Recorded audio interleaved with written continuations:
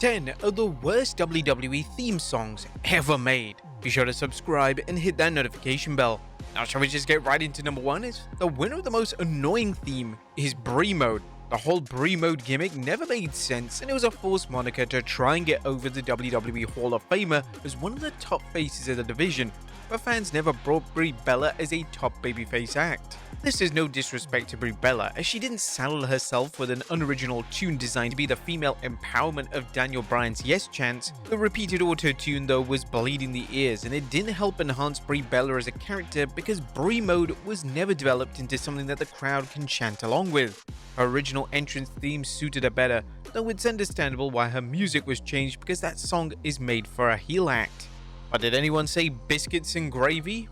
No one asked for that. But Bullet Club member Luke Gallows has been in and out of the WWE for nearly 20 years now. But before the Bullet Club, the former WWE Tag Team Champion's first main roster stint saw him play Festus, a mentally challenged big man who snapped anytime the bell rang. His partner was second-generation star known as Jesse, a humble country-loving wrestler who managed to tame Festus. This was a silly gimmick, but the team had its fun moments during their short-lived stint. However, their entrance was anything but fun. Their theme, Biscuits and Gravy, had nonsensical lyrics that had your head scratching. One of the song's most infamous lines is, "But you stepped on my gravy! Oh, now I gotta get me!" Who stepped on their gravy, and why they gotta get mean about it? It's clear that the entrance was supposed to paint them as country simpletons, but these lyrics didn't help strengthen their characters at all. The fact that this came off as a serious and meaningful statement killed off any fun it could have been like Billy Gunn's Mr. Ass theme. At the very least, Billy Gunn's song wasn't even meant to be taken seriously, as it's coated with silly rhymes, but there's no satirical edge in Biscuits and Gravy. It's a stereotypical theme that describes southern country folk, but in the worst way possible. But what do they do with Jesse? Well, at that time, it was clear that WWE saw Festus as the star, as the mild-mannered monster slowly transitioned into singles competition, leaving Jesse all by his lonesome. Prime Time were huge stars during this time, and of course, John Cena was in full force with his rap gimmick. So naturally, it was time to turn another white guy into the latest version of Vanilla Ice. The gimmick was short-lived because it was terrible overall. It was clear that WWE's way of giving Jesse more of a personality was combining the acts of Crime Time and John Cena, but the gimmick was too corny to be taken seriously, and didn't help that they had an entrance song called Bug Bug. Now, the entrance themes of Crime Time and John Cena are memorable because they were fun, catchy, and even had some good lyrics that caught your attention. Slam Master Jay's entrance had no personality to it, as it felt like a generic version of what rap music would be in the early 90s.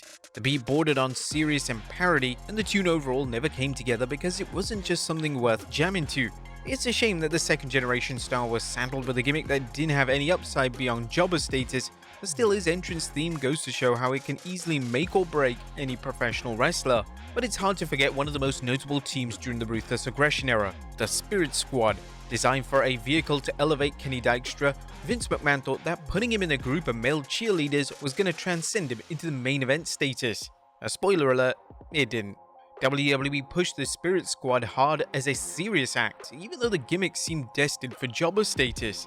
That notion certainly didn't help with their annoying and cheery entrance theme. From the over-the-top introduction from each member to the whistling beat that highlighted the goofy nature of their act, it's crazy to think that the Spirit Squad not only dominated the tag team division for a good period, but even feuded with the newly reformed DX in a rivalry that further buried the tag team division. But even though WWE made some relevance to the theme, as they were male cheerleaders, perhaps they went too far with IRS's Wall Street theme. On paper, R&R Shyster shouldn't work as a wrestling gimmick. Scolding the fans about taxes isn't something that translates well over the world of wrestling, though there's no denying that Mike Rotunda made the gimmick work, especially when he was paired with Ted DiBiase. However, despite Rotunda being a fun heel act, there was simply no way he could overcome his entrance theme. The music itself doesn't feel like a fit for IRS. It's designed to be a corporate heel entrance theme, yet it feels like an early 90s soundbit for an exciting action thriller. It's haunting and overly serious, but the gimmick never matches the tone of his theme because his gimmick always came across as hammy and lower card.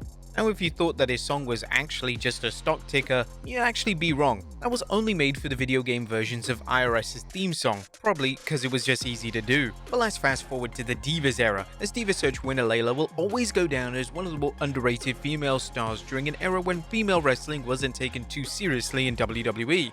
Granted, Layla had a notable act with Michelle McCool, but Lay Cool came across as a Beautiful People knockoff that was 10 times more annoying and in a channel-changing way. So when the duo broke up, it was an opportunity for the former WWE Divas champion to spread her wings and develop a character that fans could rally behind. Unfortunately, it didn't seem to work. It didn't seem that the music department got the memo, as her song represents the Divas era in the worst way. Her entrance theme was about getting a boy and being insatiable, but Layla never had a man-eater character. Even worse, the song was trying to be this bubbly ballad meant to be empowering, but it ended up being a song that had you dreading the next 60 seconds of your life. But next up is a wrestler who used to have a bad gimmick. Now we're not talking about the Christmas creature, but before Glenn Jacobs became the iconic Kane, he made his WWE debut as another monster who threatened the bicuspids of your fellow WWE superstars, Isaac Yankem DDS. That's right, apparently creative thought that an evil dentist would be the next big thing during the Attitude Era. How do you assert your character's evilness? Well, by giving them an entrance song of non-stop drilling as a quiet violin plays in the background. It's cheesy, grating, and it emphasizes the silliness of such a character that came across as a dollar store horror movie villain. Even Glenn Jacobs himself was dumbfounded by the evil dentist concept that was pitched to him by Vince, but at the very least, the stint didn't last long. Sadly, Isaac's entrance will forever haunt the ears of every WWE fan who was forced to listen to his entrance music. But what's more evil than a dentist? Well, a plumber, of course, a man who will purposely clog your toilet because he's evil. And the new generation era in WWE was certainly a time. WWE was at a time where it elevated comical, silly gimmicks. Names as Duke the Dumpster Drosy, who should have also made this list with a backing up garbage truck, a man who was supposedly from the moon, magicians and race car drivers were all on Vince's notes titled Best Gimmicks Ever. On one paper, the gimmick sounds bad, and its execution is even worse. But the entrance theme is somehow a combination of lazy, terrible, and strangely funny. TL Hopper was never a serious gimmick, but the haunting horror movie soundtrack that was likely purchased for cheap sure made him seen as if he was a wrestling version of Michael Myers, but it was the sound of the constant toilet flushing that puts his theme on this list. It's lazy because most likely this was probably a real recording of someone flushing a toilet non-stop, but trying to get this guy over as a villain was a stretch beyond belief. But you know what was actually a moderately good gimmick? Diesel. Yeah, Mr. Big Daddy Cool was one of the marquee acts of the New Generation era and had the perfect theme song that represented his character down to a T. However, Diesel's second entrance theme wasn't always tied to the former WWE champion, as his first theme was the honking of a truck horn. Yeah, that's literally it. I guess the truck horning was supposed to imply that danger was coming, but it felt like the music department only had 10 seconds to come up with Diesel's theme, and this was the best thing that they could do. It's lazy, uninspired, and unfinished, but thankfully his theme became an intro to something better down the line. And finally, probably the worst on our list. Now, I like Right to Censor. They were a lower card faction with a fun gimmick that could get easy heel heat. The thing about their entrance theme is that it sticks out like a sore thumb because it was unlike anyone else's in WWE. But Right to Censor's theme song is extremely annoying. It's a bedroom alarm that you can't bash with a hammer. It fits the gimmick perfectly, but it would have been nice if more creativity was put into the music instead of a loud car alarm blasting through the speakers. Oh wait, they did jazz it up with a slight bass boost. There you have it, folks, the worst WWE theme songs ever. What do you guys think of the list? Let us know in the comments down below, and I'll see you next time with some more wrestling content.